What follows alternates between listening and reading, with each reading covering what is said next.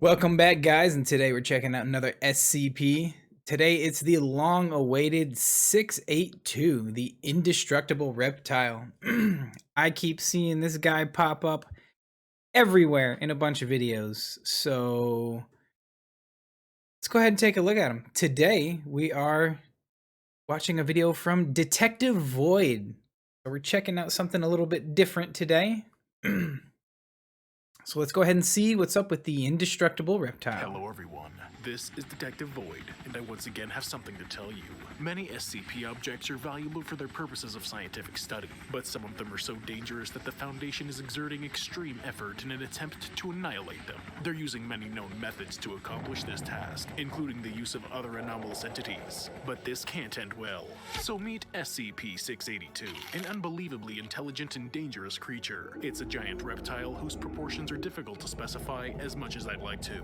And this is hardly a secret. The body of this monster is constantly changing. It can grow as well as shrink in size. An especially clear example of this occurs while the creature feeds. The Foundation claims that this peculiarity of the reptile cannot be explained by modern science. In actuality, there is an explanation, but only very few employees of the Foundation have access to this information. But I'll come back to that point later. The SCP-682 commands great strength, high speed, and extraordinary intelligence. It's capable of consuming any material, including inorganic matter. The creature is able to process these difficult-to-digest materials with the help of the filtration gills located in its nostrils. Most of the time.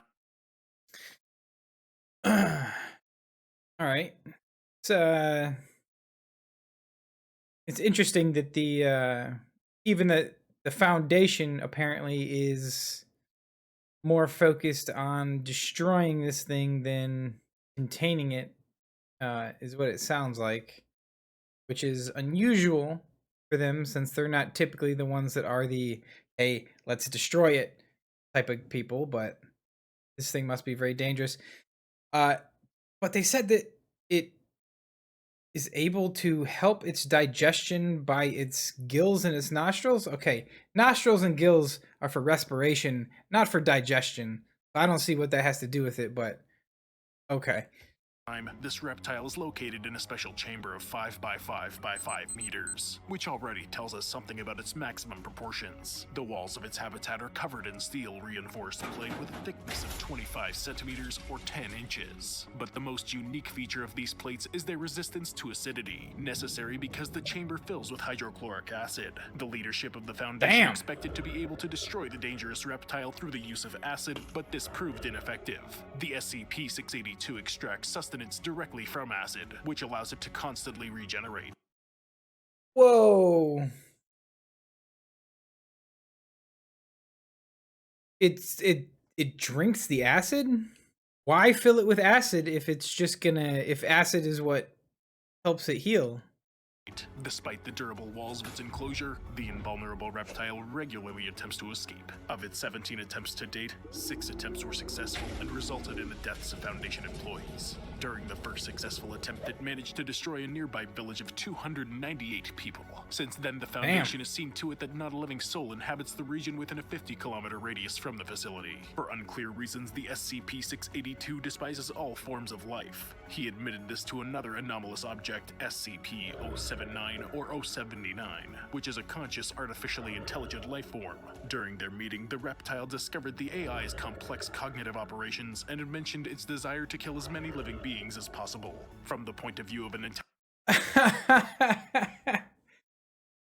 So the reptile is not only indestructible, but he's intelligent and he can speak and communicate with other sentient beings, including apparently some kind of AI.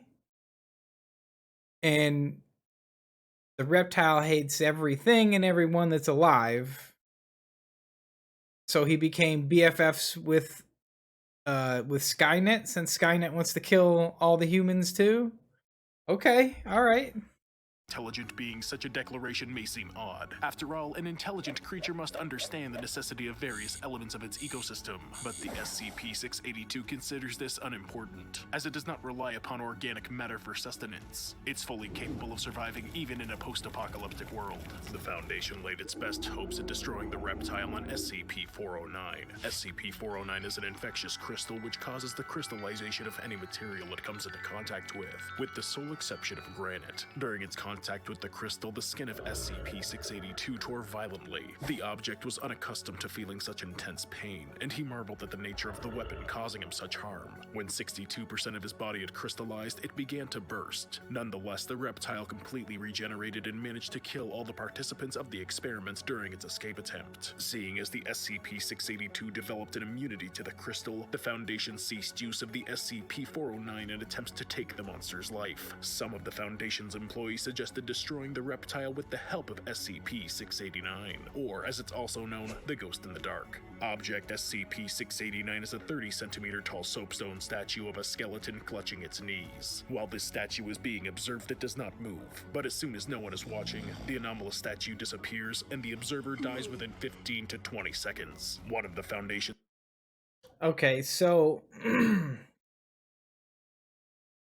so it's got crazy regeneration, which, I guess is to be expected. Uh reptiles Some reptiles have regenerative capabilities even, in the real world. So I assume that this SCP creature has crazy fast regeneration, and I assume that's why they tried to put it in a vat full of acid to counteract its regeneration abilities. At least that's what I assume, right? Why else would you put something in a bath of acid if you weren't trying to constantly disassemble it? But it sounds like that backfired because he can just drink the acid and heal his wounds. So that didn't work. The crystals didn't work. And now we've got a second statue that is immobile while looking at it and kills you if you look away. Two statues now that do kind of the same thing. So what's the difference between the two statues? I know Peanut breaks your neck, and this one, I don't think it breaks your neck, but you die. So, okay, all right. agents suggested that this object's characteristics would allow it to kill SCP-682. The Foundation's leadership approved the proposed experiment. They took the reptile to the statue's chamber and turned off the lights. 5 minutes later, when the lights were turned back on, they discovered a puddle of gray-black liquid with no signs of life. But when a Class D employee entered the room to Damn, it turned it into goo? check the condition of the object, SCP-682 immediately arose from the puddle, killing the employee, and began another escape attempt. The Foundation considered it. Yo, what? Okay, so this thing must have, if this thing can be reduced to a literal puddle of goo on the ground and still be able to reform its body fast enough to attack someone and escape the room. I mean, that's some redonkulous regeneration capability. Its latest failure and determined that the reptile somehow ascertained the nature of the deadly statue and played dead in order to trick it. Another anomalous object, SCP-182, refused to cooperate with the indomitable reptile. SCP-182 is a man covered in scars who is capable of penetrating into the thoughts of people and animals, causing hallucinations and madness. His reasons for refusal were obviously connected to his fear of the reptile's impressive intellect. According to my data, the SCP-682 is known to the organizations that preceded the SCP Foundation. That the world's first nuclear test was conducted in New Mexico in 1945 in an attempt to destroy the indestructible reptile illustrates this point. Nuclear bombs were used as weapons of war only thereafter. If you take a look at the video recording of the test and stop the clip at 38 seconds, you can discover a barely visible scale peeping out through the mushroom cloud's wafts of smoke. At 45 seconds, you can see a fragment of the creature's sand-covered tail at 35 meters from the epicenter of the blast. Unfortunately, SCP-682 did not not perish in the blast. In fact, the radiation to which he was submitted served only to make him stronger. Because of its ability to consume and digest any material, the creature simply consumed the radiation and repaired its damaged tissues. Because of this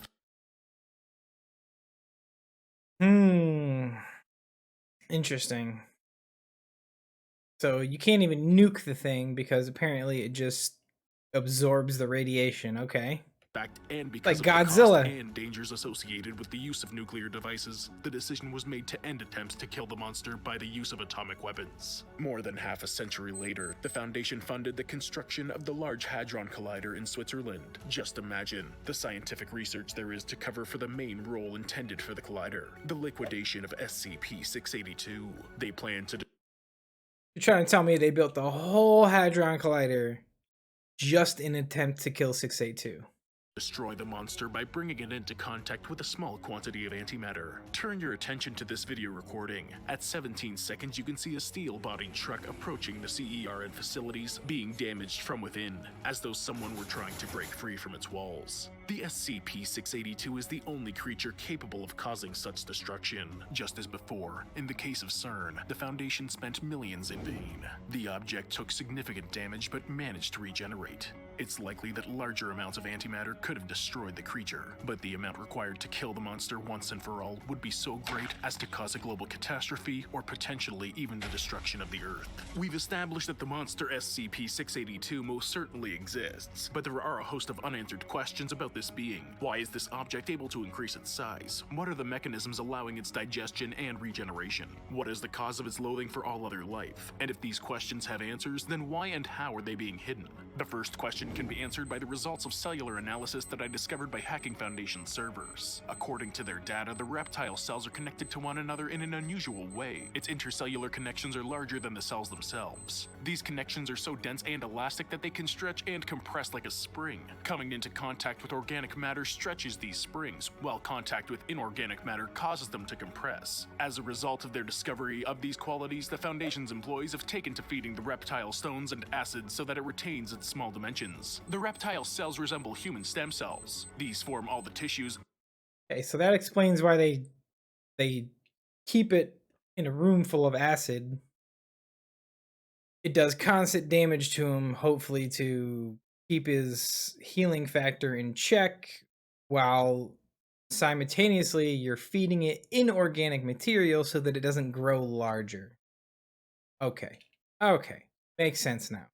And organ systems of unborn human fetuses. The fact the reptile closely resembles an embryo at the cellular level allows it to quickly regenerate damaged body parts. But unlike human cells, the reptile cells are able to use absolutely any material in order to achieve this. It's likely that the cells are somehow able to transform inorganic matter into organic material. Something destroys the atomic bonds inside the matter consumed by the monster, allowing its cells to transform the material it imbibed into oxygen, carbon, or hydrogen. According to the words of the reptile itself, its hatred of all living things is due to its intellectual superiority. In other words, the reptile despises all those it deems intellectually inferior to itself. It's expressed an interest in cooperating with the artificial intelligence SCP-682 in order to overthrow humanity and install a dictatorship of operating systems. This information is a closely guarded secret, accessible only to the Foundation's leading members. They carefully see to it that this knowledge is shared only among the inner circle. A number of artificially intelligent beings exist outside the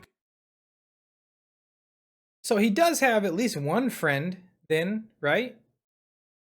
As well as that shows that he is capable of teamwork at the very least. Even if it is with an artificial life form. control of the Foundation. It's feared that if these beings learn of this information, then they will attempt to contact the reptile and cooperate with it. The information about SCP-682 cell structure is also carefully hidden because it practically presents a blueprint for the construction of similar biological weapons capable of regeneration. The Foundation has considered creating such a bioweapon in order to destroy the reptile, but considering all the possible consequences of such a project, the leadership decided long ago not to pursue this option. If a Foundation employee were to gain access to these secret files, he or she would immediately immediately be given a Class B amnesiac or otherwise liquidated. If I were not careful to maintain my anonymity, then such a fate would surely await me as well. As of now, the leadership is placing its hopes on a biological weapon that can be used against the invulnerable reptile. Foundation scientists are working on new viruses that may prove capable of counteracting the monster's ability to regenerate on the cellular level. If this proves unsuccessful, then outer space remains our only hope. The plan for the cosmic destruction of the monster is kept in a separate document, according to which the reptile will be shot into the sun on an automatic shuttle in 2050 if all other efforts to destroy it prove to be in vain. According to this idea, the object ought to burn up, unless of course it's somehow able to use the sun's energy to regenerate. It will not be possible to enact this plan before 2050, as there are currently no spacecraft in existence that are capable of transporting such a great mass out of the Earth's orbit. It must be remarked that the shuttle is intended to carry not only the reptile but its entire holding cell, as well as its acid-resistant casing and the acid itself. This is the only way to incapacitate the creature for the duration of the flight. In addition to the aforementioned measures, a separate Foundation department is engaging in negotiations with the reptilian. The department is attempting to persuade the creature that it has no need to destroy all other living things. For the time being, however, the object has proven unwavering in its worldview. In the meantime, all that is left for me to do is observe events as they happen. I sometimes wander into the 50-kilometer exclusion zone, but am prevented from coming any closer by the Foundation security forces. If SCP-682 were to make another successful escape attempt, it would be able to reach my position in a mere 12 minutes and 22 seconds. In that time, I'd be able to take a few photos and escape in my car. The Foundation security forces are equipped to stop the escapee before it crosses the border of the exclusion zone. So what do you think? Are there All right. SCP-682, the Indestructible Reptile. Kind of interesting. I see him pop up all the time when I'm pulling up these videos. And it doesn't really seem like there's a ton of videos specifically on the reptile, but more so there's a ton of videos on termination attempts. So yeah, uh very very interesting creature. And I guess because he's intelligent and he's sentient and he's so dangerous with that super crazy healing factor that even the Foundation is trying their hardest to kill the thing, but they can't. Um, but yeah, that's it's pretty neat. Uh, I'll have to look up some more of these termination attempts to learn a little bit more about this thing because yeah, right now I I don't see why he's so popular.